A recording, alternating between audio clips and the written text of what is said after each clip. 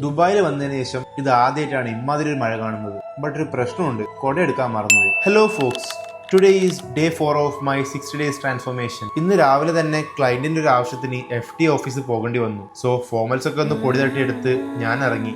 കഷ്ടകാലത്തിന് ഞാൻ കുട എടുത്തിട്ടില്ല. രാവിലെ ഒന്നും കഴിച്ചില്ലായിരുന്നു. അങ്ങനെ സ്റ്റാർബക്സ് കയറി എന്തെങ്കിലും കഴിക്കാമെന്ന് വിചാരിച്ചു. അപ്പോഴാണ് എന്റെ ബാങ്ക് ബാലൻസ് ഓർമ്മ വന്നത്.